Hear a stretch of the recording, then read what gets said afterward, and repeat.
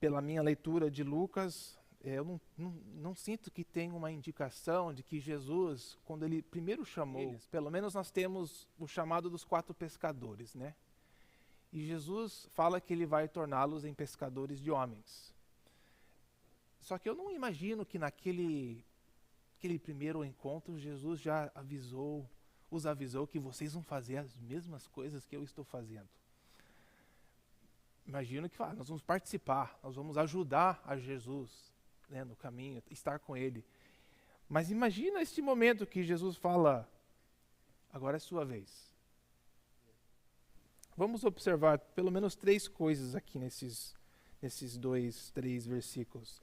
Jesus, sim, deu-lhes poder para curar doenças e levantar os mortos e expulsar os demônios. Está absolutamente claro aqui. E eu gostaria de ter um relato dos primeiros momentos que os apóstolos foram tentar, né? Será que eu vou conseguir fazer isso? Né? Teria sido muito interessante. Nós vamos tratar de uma pergunta e questão será que isso tem continuidade com a gente? Ou foi algo limitado aos apóstolos? Temos já conversado sobre aquele grupo especial, teve um momento específico que Jesus enviou estes 12, e com isso veio esses privilégios e poderes que nos parece serem limitados aos 12. Então essa descontinuidade com os outros seguidores de Jesus. Mas vamos observar aqui que sim, Deus lhes deu e fizeram isso. Eles vão cumprir essa missão e vão fazer milagres, e vão expulsar demônios e vão ressuscitar mortos, inclusive.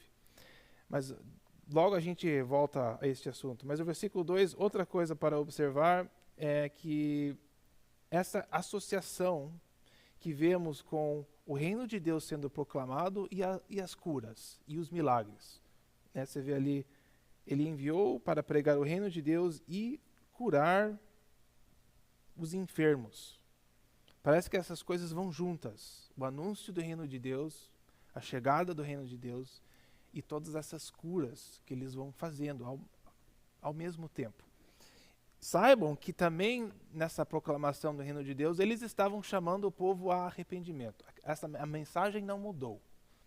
O livro de Marcos diz que eles foram e saíram da frente de Jesus e proclamaram arrependimento. Então é a mesma mensagem que vimos nos capítulos iniciais de Jesus e João Batista.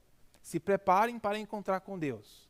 Se vocês não se arrependerem, não aceitarem a sua mensagem sobre pecado, a justiça de Deus, se vocês não receberem esta mensagem e viverem de acordo, vocês não participarão no reino de Deus. Esta foi a mensagem dos discípulos e de Jesus e João Batista. Não importa quem você é, não importa se você é sacerdote, se você é fariseu, se você se acha, se você é um pobrezinho, se você é um pecador, se você quer participar do reino de Deus, basta você se arrepender e agora seguir o caminho de Jesus.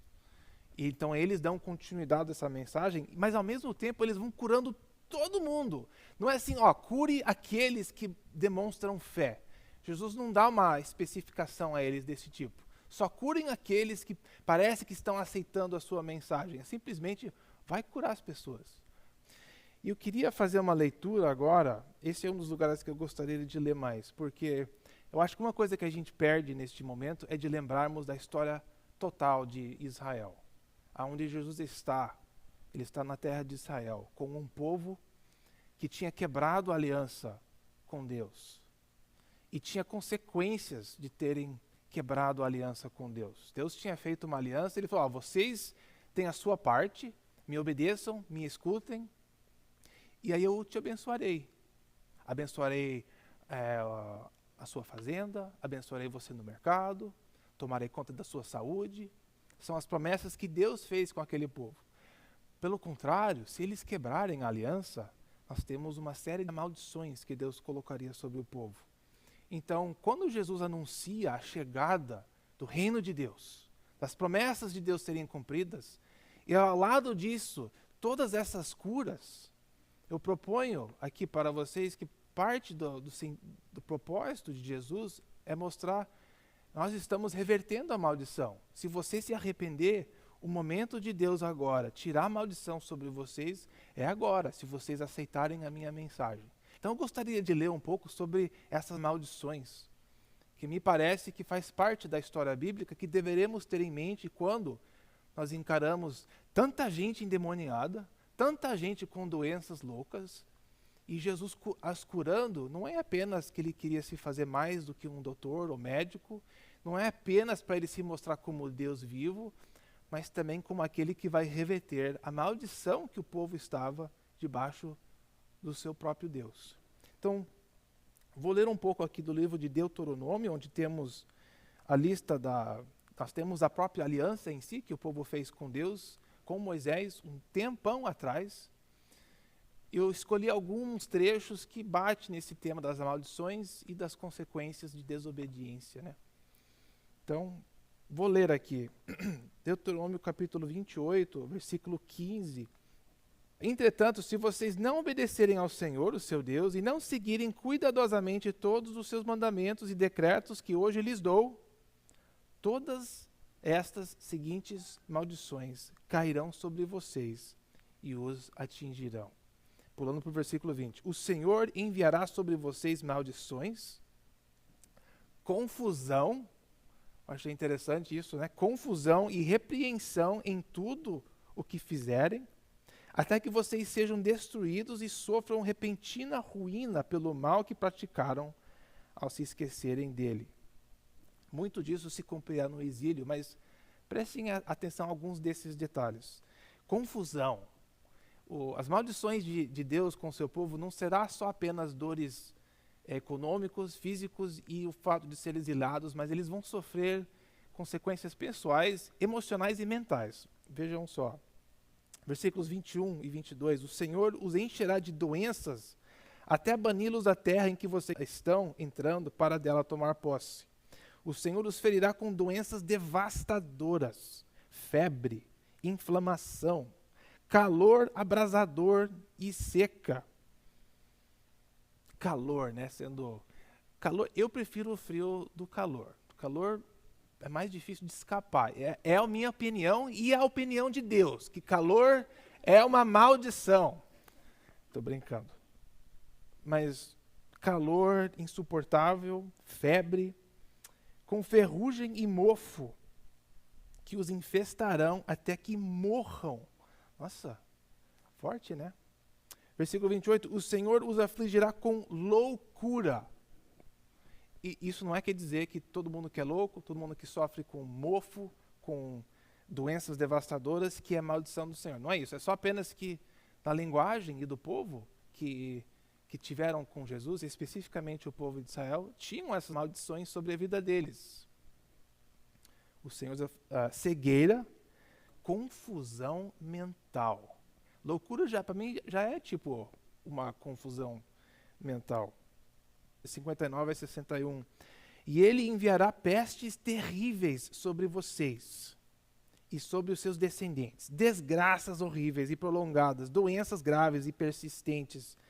Então você vê a linguagem forte da consequência de desobedecer a Deus, que o povo tinha feito uma aliança com Deus na época. Esta era a condição do povo, no sentido de que ainda estavam debaixo da maldição. Este era o relacionamento que eles estavam com Deus na época de Jesus na terra. Eles não tinham acertado as contas ainda. Havia essa promessa que Deus tinha feito a eles, que um dia ele os restaurará. Mas ele não tinha transformado os corações do povo. Eles estavam nessa espera. Inclusive, o grupo inteiro de fariseus surgiu porque eles estavam assim. Teve uma época antes de Jesus, mais ou menos uns 100 anos, que eles viram que eles precisavam se purificar da idolatria, da sujeira, da impureza, da falta de obediência à lei. Então surgiu um grupo que estavam radicalmente dedicados a limpar o povo para que Deus não continuasse os amaldiçoando. Agora, com o tempo e as gerações, esse povo, na época de Jesus, já está um pouco mais perdido e outros assuntos já entraram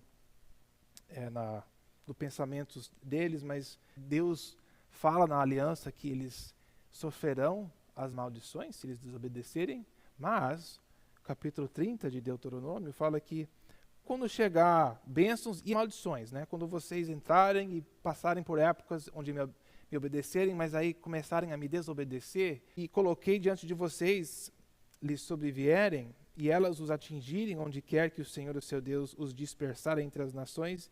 E aí versículo 2, aí quando vocês e seus filhos voltarem para o Senhor, se arrependerem, quando houver arrependimento para o seu Deus, e lhe obedecerem de todo o coração, de toda a alma, de acordo com tudo que hoje lhes ordeno, aí o Senhor lhes dará restauração, terá compaixão de vocês, e os reunirá novamente de todas as nações por onde os tiver espalhado. Ele vai tirar as maldições sobre a sua vida, quando houver arrependimento. Então você dá para sentir um momento, quando João Batista chega, o último profeta daquela linhagem, chega e começa a anunciar, gente, o tempo é agora. É agora, se vocês se arrependerem, o reino de Deus está próximo.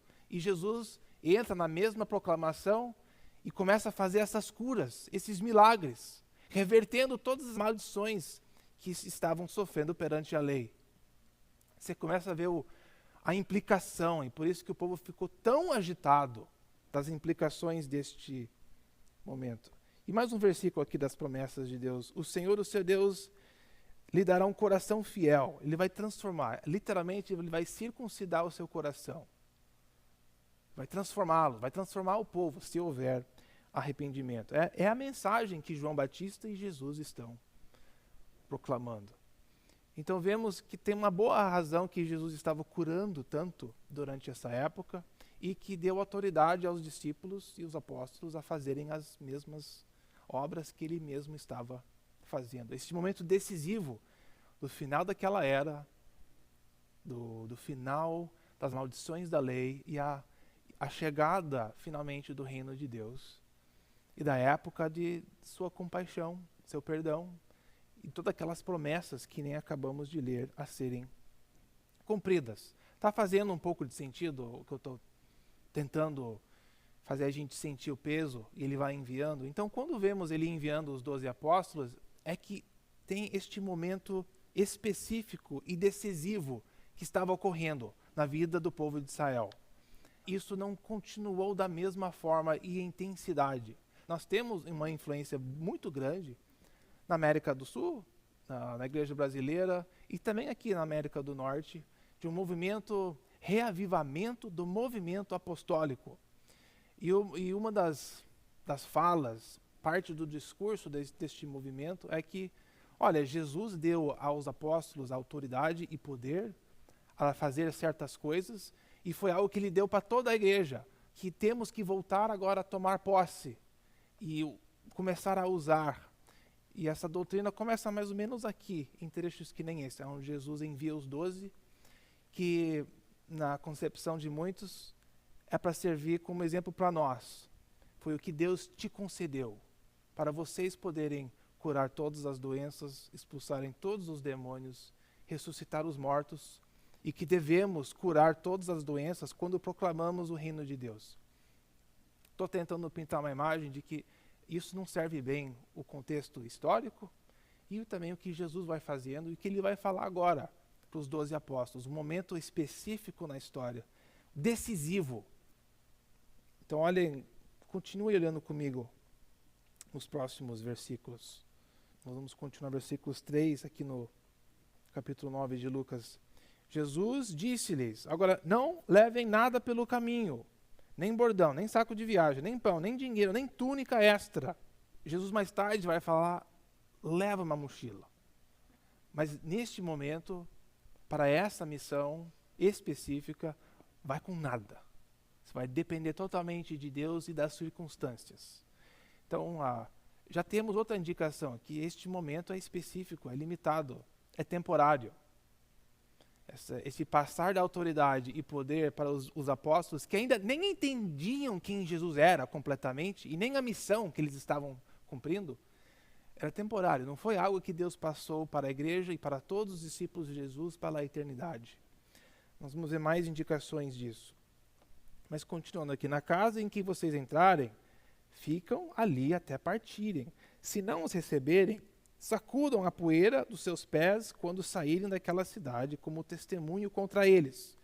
E assim eles saíram e foram pelos povoados, pregando o evangelho e fazendo curas por toda a parte. Que fantástico a experiência desses 12 apóstolos, proclamando o reino de Deus. Arrependimento. Se preparem, povo, para o reino de Deus. E aí poderem curar, ressuscitar os mortos e expulsar os demônios. Agora, continuo a propor para você que foi um momento específico. E Jesus os mandou para alcançar. Você vê como já estava difícil Jesus andar e passear e visitar mais cidades por causa das multidões. Então, isso fez parte de ele conseguir alcançar mais, porque ele precisava alcançar a todos essa mensagem. Olhe mais um pouco no livro de Lucas, aqui neste livro, mais para frente, no capítulo 11, Jesus, depois dos 12, ele vai enviar mais 70 a irem, Jesus fala assim: por isso Deus disse em sua sabedoria, eu lhes mandarei profetas e apóstolos, dos quais eles matarão alguns e outros perseguirão. Pelo que esta geração aqui, será considerada responsável pelo sangue de todos os profetas derramado desde o princípio do mundo.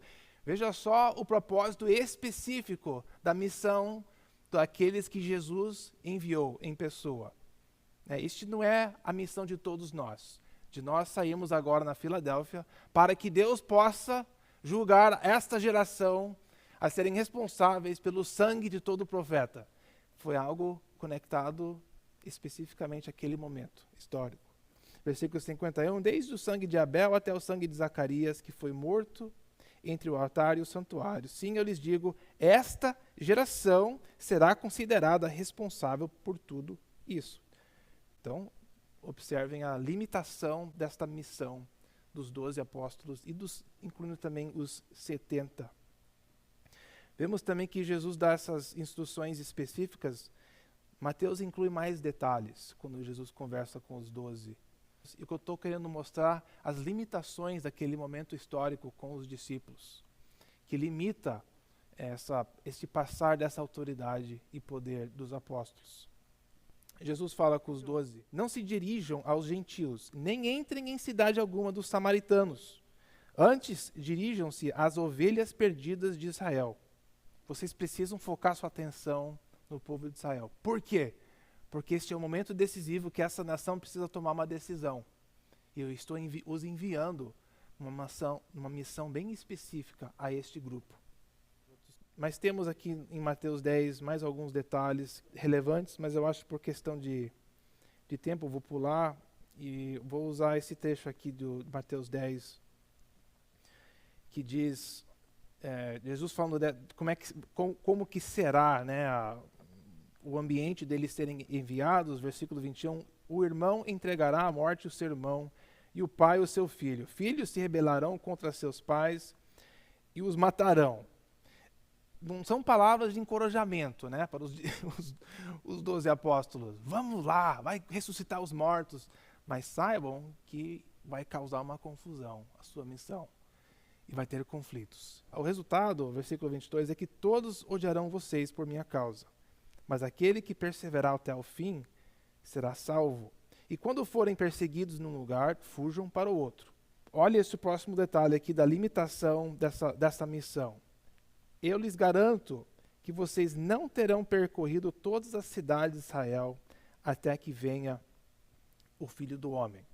E sem a gente entrar em detalhe sobre o que é isso, não importa. O que importa é que eles já têm um detalhe aqui que nos informa que a missão deles, é bem possível que eles mesmos não cumprirão esta missão, porque tem este outro evento que está vindo pela frente, que em outras palavras é a chegada do reino de Deus. Essa mudança radical do final de uma era, de um início da próxima. Então este enviar dos 12 apóstolos não serve assim, não temos uma conexão direta nós com este enviar dos 12. Né? Como podemos fazer alguns paralelos com Jesus chamando os pescadores, Jesus vem e siga-me. E aquela aquele chamar de seguir a Jesus, temos paralelos em como Jesus nos chama. Quando escutamos a palavra, o evangelho, ou uma pregação, ou o Espírito de Deus conversando com você, nós temos paralelos onde pensamos assim. Eu lembro do momento que eu entendi claramente que Jesus estava me chamando a uma obra específica, ou uma vida diferente, ou me arrepender, etc. Temos paralelos. Mas este enviar nessa missão específica, com essa autoridade e poder, eu acho que temos muitos obstáculos a fazermos uma conclusão deste tipo.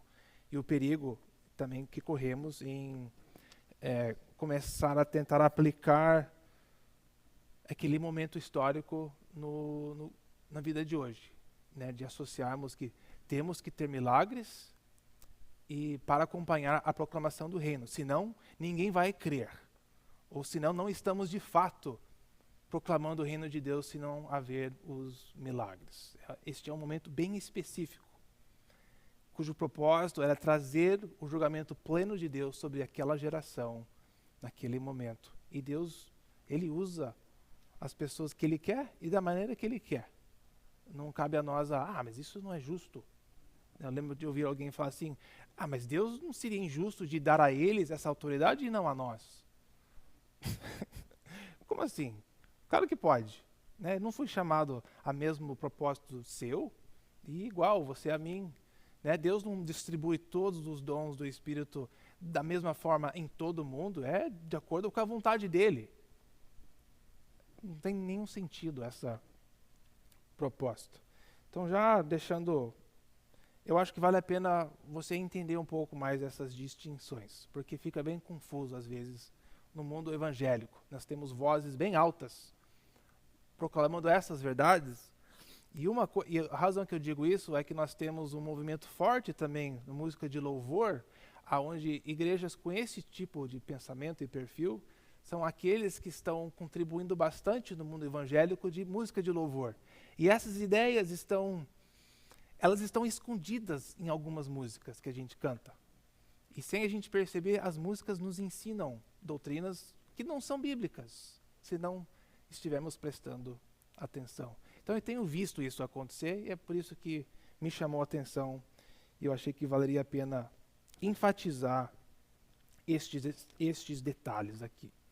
Mas vamos, voltando aqui para Lucas, e só para continuar e extrairmos um princípio aqui para nós, a reação de Herodes a isso que é interessante, né? O capítulo 9, versículos 7, 8 e 9. É a reação de Herodes ouvindo de tudo que os apóstolos estavam fazendo. Ele fala assim, o tetrarca Herodes, ele era o tipo governador naquela região mais do norte, na Galileia. Mas para o sul se tinha o Pilatos. Mas aqui, tetrarca Herodes, ele ouviu todas as coisas que por ele foram feitas, Jesus e os discípulos, e aí estava em dúvida, porque alguns diziam que João ressuscitara dentre os mortos. Outros, Elias tinha aparecido. E outros, que um profeta dos antigos havia ressuscitado. Tanta linguagem de ressuscitar, né? Os povos se comunicando, falando um para um. Vocês ouviram o que aconteceu lá em Corazim? Vocês ouviram o que aconteceu lá em Betsaida? Vocês ouviram falar que aconteceu lá em blá blá blá, blá blá blá, blá blá blá, blá blá blá, que os discípulos lá de Jesus foram lá e levantaram lá a filha daquela mulher, levantaram aquela velhinha, que já estava velhinha, ressuscitaram ela está andando de novo. Você imagina as histórias que vão sendo contadas pelas vilas sobre este movimento de Jesus e os seus 12 apóstolos. E a reação do líder é esse negócio de o que está acontecendo? E ele levanta este tema de quem é Jesus? Quem, afinal de contas, é esse cara? Esse tem sido um dos temas de Lucas desde o início do ministério público de Jesus. Nós sabemos que ele é o Filho de Deus, o Redentor, o Salvador. Mas as personagens no livro, parece que a reação mais comum de encarar Jesus é: quem que é você? Quando ele começa em Nazaré, ele lê aquele texto de Isaías, a reação do povo é: mas o seu pai não é José, cara? Esse não é o filhinho de José e Maria? É ele que está se falando agora, que está cumprindo a profecia de Isaías? E aí, no momento que ele cura o paralítico, e ele fala: seus pecados são perdoados. E o pessoal fala assim: mas não é só Deus que pode fazer isso? E quando ele fala: cala a boca para a tempestade no mar, e os discípulos: quem que fala com as ondas desse jeito? Essa pergunta surge no livro, na história, e também é apresentada a nós. Quem é Jesus para você? Quem é Jesus? Herodes disse assim: olha, João, eu sei que ele morreu. Eu vi a cabeça dele rolando no chão. Mas esse outro aqui, de quem eu ouço dizer tais coisas, quem que é esse cara que está fazendo tudo isso e consegue colocar o seu poder nessas outras pessoas que vão espalhando a mesma notícia, fazendo curas e milagres? Quem que é essa pessoa? Fascinante, né, essa pergunta. Quem, afinal de contas, é Jesus? Jesus não nos deixa em muita dúvida. Vou pegar um trecho aqui de Jesus falando umas verdades nessa mesma época, só que não de Lucas, do Evangelho de João. Durante essa mesma época, Jesus, nossa, tem coisas que ele fala que são assim, ok, não temos dúvida nenhuma de quem ele está se dizendo a ser. Ele não estava sendo engraçadinho, né, falando sempre em parábolas, confundindo as pessoas. Teve momentos que Jesus fala abertamente quem ele é. E isso aconteceu ou um pouco antes do envio dos 12, digamos meses antes, pode ser que ocorreu logo depois, mas é nessa mesma época. E a pergunta será para nós, é que nem Herodes, a gente escuta as coisas e lemos as coisas que Jesus fez, mas quem é Jesus? Então Jesus, ele acaba de fazer um milagre em Jerusalém, versículo 18, e por isso os judeus ainda mais procuravam matá-lo, porque não só quebrantava o sábado. Eu acho que eu peguei uma versão aqui do Almeida, geralmente estou pegando da NVI, você vai ver que a versão mudou, mas não tem nenhum significado mais profundo, apenas que eu não prestei atenção. Por isso que tem os vós aqui nessas passagens. Mas não é que ele só quebrava a lei, mas também dizia que Deus era o seu próprio Pai, fazendo-se igual a Deus. Mas Jesus respondeu e falou para eles assim: olha, verdade, vos digo, que o Filho, por si mesmo, ele não faz coisa alguma, se ou não vir fazer o Pai, porque tudo quanto ele faz, o Filho faz igualmente. Em outras palavras, qualquer crítica que você tem no que eu estou fazendo, ensinando, falando, eu estou dizendo que eu estou fazendo o que Deus faz. Jesus dá de cara com a liderança, porque o Pai ama o Filho e mostra-lhe tudo o que faz. E ele mostrará maiores obras do que estas, para que vos maravilheis. Ou seja, esses milagres, essas grandes obras que eu estou fazendo, que acompanham a minha mensagem, a mensagem dos meus discípulos também, são coisas que Deus nos concedeu, para que vocês fiquem assim. E ora, maravilheis aqui, essa palavra pode ser, sabe que maravilhado pode ter o sentido de, que maravilha, né? Uma coisa positiva. Mas a palavra em si é um pouco mais neutra, de ficar assim, boca aberta. E Jesus falando para a liderança, o povo: olha, sim, e esses milagres Deus me deu. Eu não estou tentando tirar toda a glória para mim mesmo. Deus me deu para chocar vocês mesmos, para fazer vocês tomar uma decisão. E é assim que Jesus é com a gente. Ele tem que ser a verdade e tudo, ou ele é nada. Não tem como você decidir, ok, é que nem o que eu assisti outro dia, que eu vi um vídeo, sobre evangelismo, e uma menina que achava que ela era a princesa de Deus, que ela andava e tinha uma coroa. Ela assim, está vendo a minha coroa? Alguém está vendo a minha coroa? Eu sou uma princesa de Deus. E falando umas loucuras, né? Pessoas assim, a gente não precisa tomar nenhuma atenção. Estão falando um monte de besteira. Mas se ela estivesse andando e começa a fazer milagres, ressuscitando os mortos, estou falando o nome de Deus, e dando profecias que estão se cumprindo, né? E aí impartindo as suas habilidades a outro.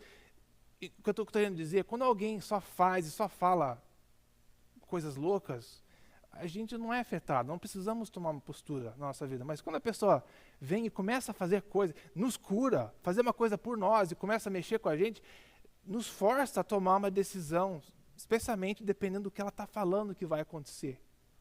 Né? Imagina alguém falar uma coisa para você absurda, mas uma profecia, amanhã você vai encontrar $5 no chão, guardado, né, dentro de um negócio, e aí aquilo se cumpre. E a pessoa vem e fala, e agora eu vou te falar o que Deus vai fazer. Fala uma coisa absurda, né? Força você a, será que isso é verdade?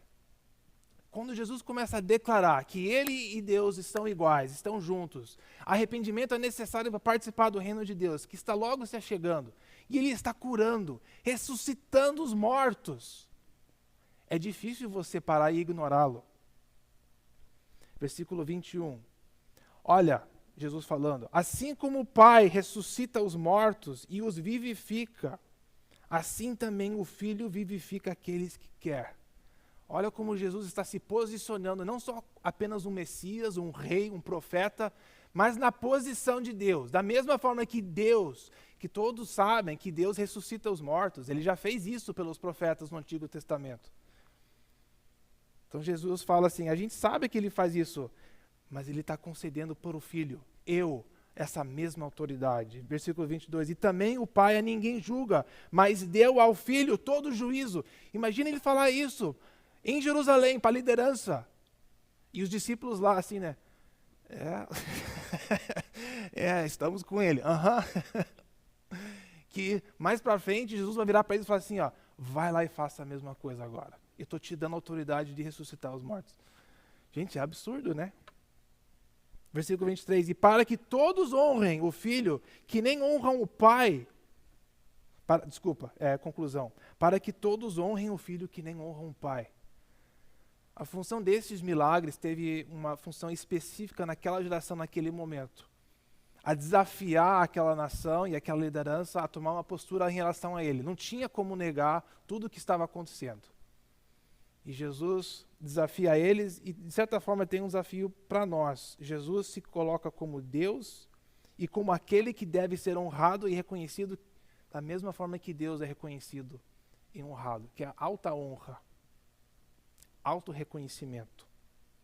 Na verdade, e é aqui que eu quero te falar que quando a gente fala que cremos em Jesus, aceitamos as propostas da sua divindade, sabedoria, poder, tudo que ele faz, são textos que nem este que nós vamos terminar nesses 2 versículos, que nos força a tomar uma postura. Ele fala assim, olha, é verdade, gente, recebi toda a autoridade de ressuscitar mortos, sou colocado na posição de juiz.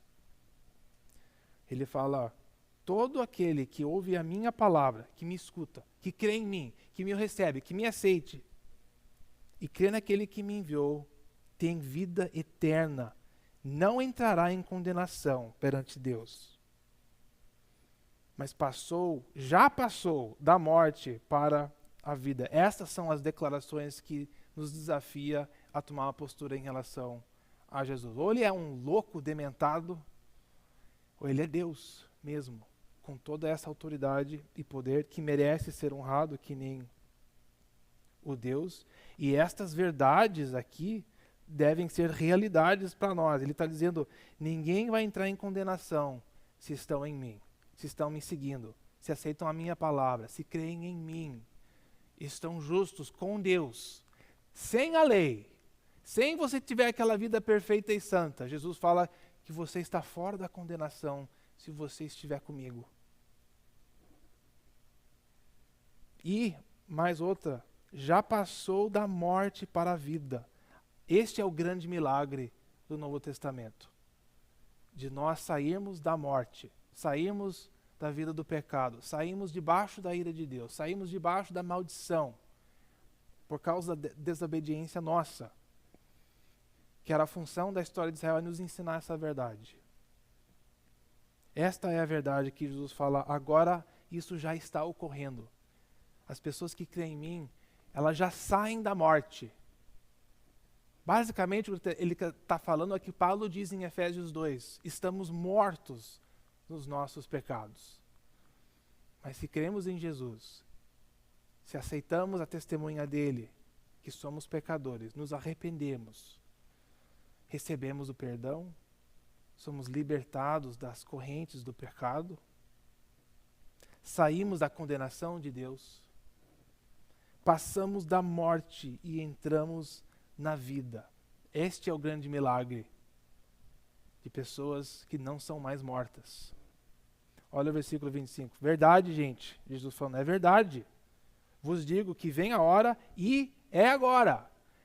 Ela vai continuar, mas a hora já chegou, em que os mortos ouvirão a voz do Filho de Deus, e os que a ouvirem, viverão.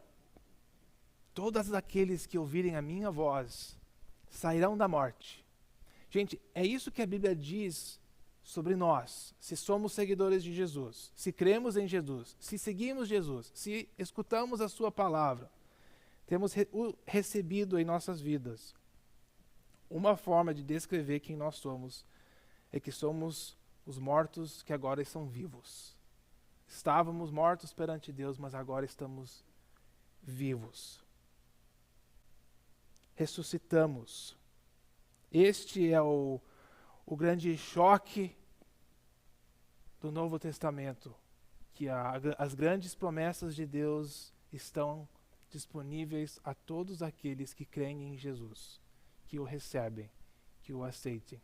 E podemos experimentar dessa nova vida, da vida eterna, da vida com Deus, desse direito de termos Deus na nossa vida, de termos os pecados completamente perdoados, essa certeza absoluta. E somos desafiados a olhar para nós mesmos e falar, é isso que eu estou vivendo?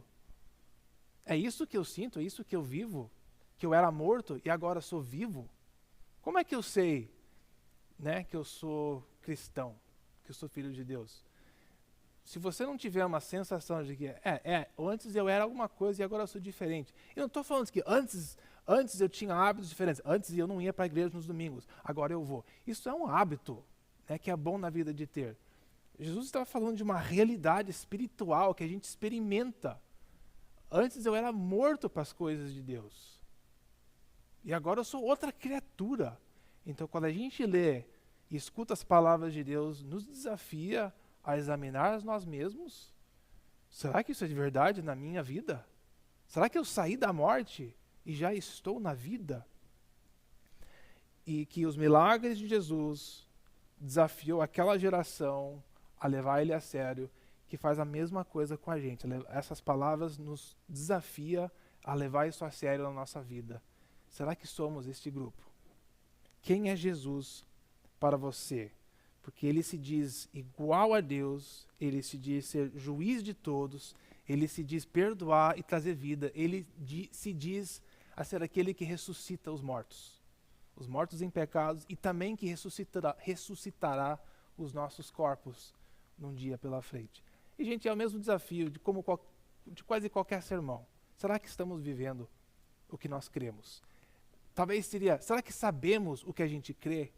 Para poder depois afirmar e perguntar, será que eu realmente creio e sigo o que eu digo que eu creio, o que Jesus disse? Termino com isso. Nós não vou voltar e olhar as multiplicações dos pães, é o mesmo desafio, de olharmos o que Jesus fez e vermos que ele fez aquilo para chocar, comprovar quem ele é e desafiar as pessoas a ouvirem ao que ele tem a dizer. E o que nós lemos é o que ele tem a dizer sobre si. Senhor Jesus, obrigado pelas tuas palavras aqui mantidas no livro de Lucas. Somos gratos por elas, somos desafiados, queremos ser relembrados que somos de fato novas criaturas, perdoadas, e não estamos debaixo da tua ira, mas podemos ter confiança plena que estamos debaixo do teu amor, dessa nova aliança que o Senhor tem com a gente, essa promessa de nos amar, de estar com a gente para sempre, de não nos abandonar, e queremos viver com essa confiança plena que essa é a nossa vida, dos filhos de Deus, e que temos um propósito agora de viver essa realidade nova, de aceitar. Então nos ajude a compreender mais cada dia essa verdade. Amém.